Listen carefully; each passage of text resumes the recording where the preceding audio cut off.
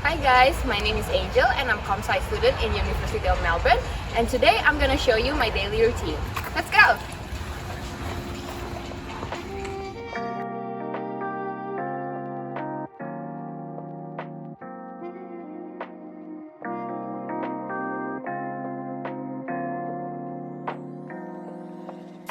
Angel, boleh dong diceritain pas pertama kali sampai ke Australia as a student?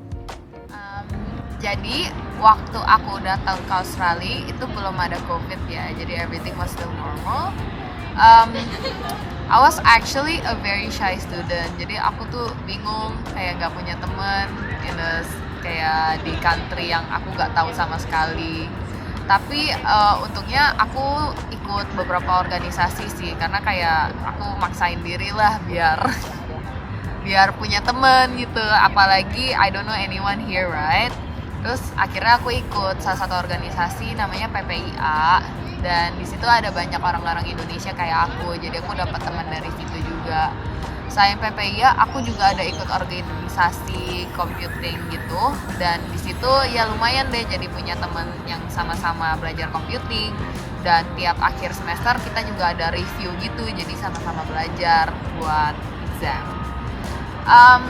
Selain pengalaman berteman sih, waktu awal-awal tuh bingung ini sih, ngejalanin hidup sendiri kan. Biasa kalau di Indonesia ada orang tua kan ya yang ngingetin makan, ngingetin tidur, terus bantu bersih-bersih rumah juga. Kayak dulu di Indo pokoknya enak banget deh. Nah teman sekarang kayak di Australia aku harus bersih-bersih sendiri, harus belanja makanan sendiri, dan ya bagian paling gak enaknya sih kalau udah ngerasain sakit gitu, terus baru kayak ngerasa homesick, pengen pulang ke Indo. Cuman ya untungnya biasanya aku ada teman-teman yang saling bantu, soalnya kan ya sesama anak-anak merantau ya, kita cuma punya each other gitu loh. Jadi biasanya berusaha untuk saling membantu aja sih.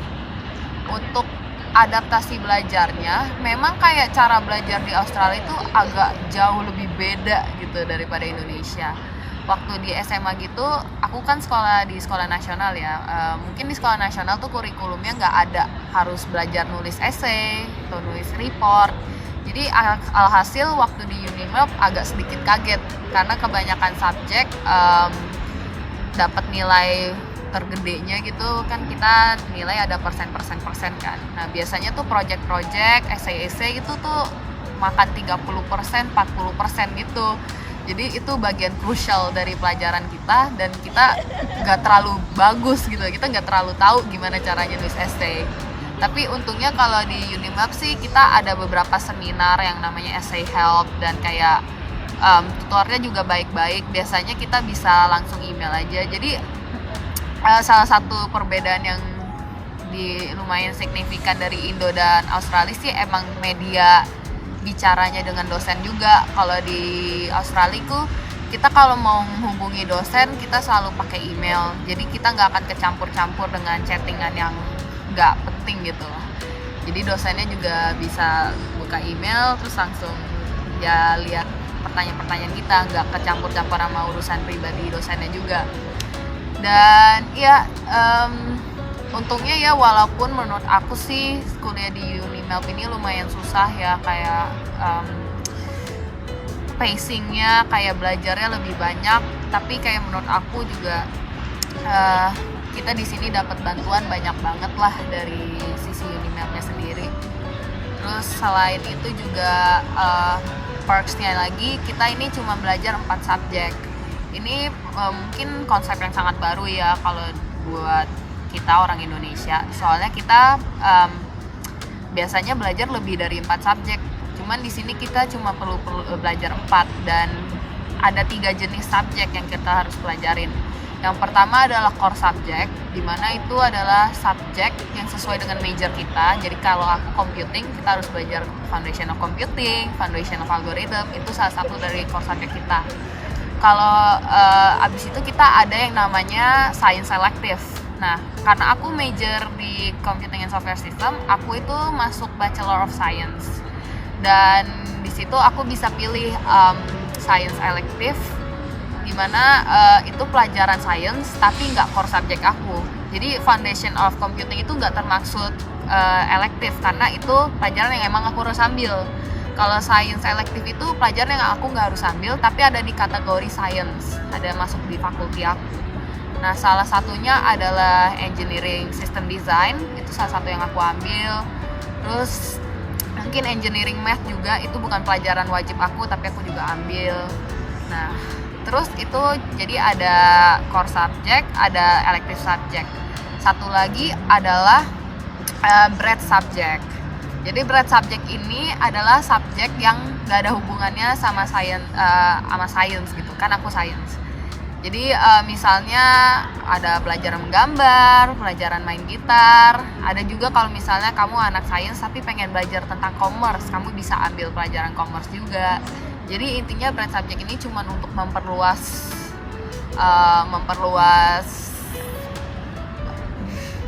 pengetahuan kamu supaya kamu lebih tahu, nggak tahu yang tentang sains saja, bisa tahu tentang fakulti lain juga.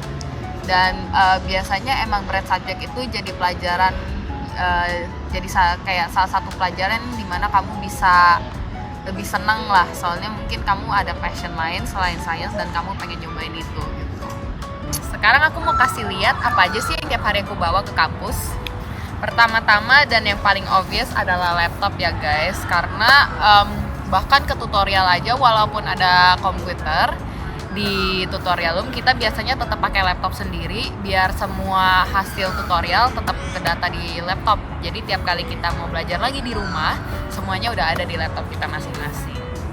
Nah, barang kedua yang paling penting banget ya sebenarnya itu adalah casan laptopnya sendiri. Karena kalau kita nggak bawa casan terus laptopnya mati, ya udah gitu, percuma bawa laptop berat-berat. Jadi kita bawa casan. Dan biasanya di semua ruang kelas, di tempat-tempat belajar gitu, kita ada stop kontak di mana-mana. Jadi jangan takut percuma bawa casan, bawa aja, karena pasti kita bakal pakai. Terus ini adalah optional stuff, teman biasanya kalau mau ketik, mau ngeklik gampang, kita bawa aja mouse biar cepet aja ngeklik, gak pakai trackpad. Nah terus biasa kadang aku juga bawa earphones karena sekarang ini Unimap itu lagi setengah online dan setengah offline. Jadi kadang ada beberapa lecture yang harus online. Nah kalau misalnya aku udah telanjur di kampus nih, jadi aku suka sekalian aja di kampus aku cari library, terus aku dengerin lecture-nya pakai earphone deh. Gitu.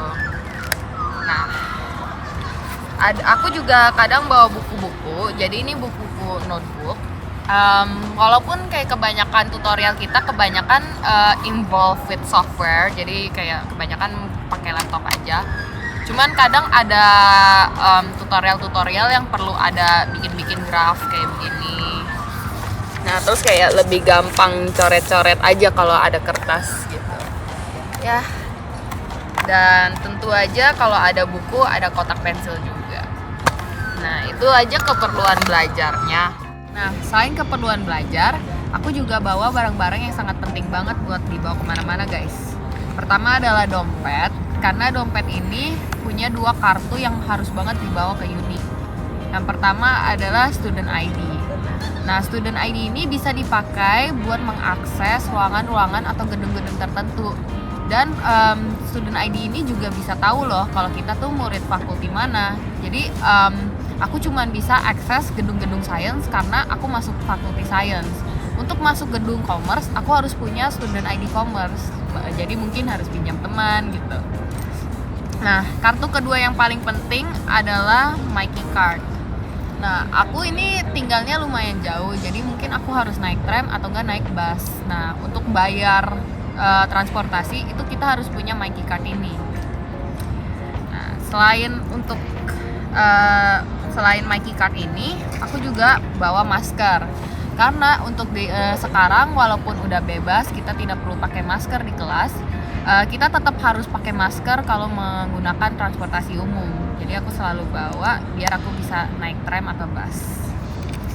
Nah, habis itu aku juga selalu bawa hand sanitizer sih, karena sekarang COVID belum nggak boleh dicuekin lah, kita harus tetap jaga kebersihan.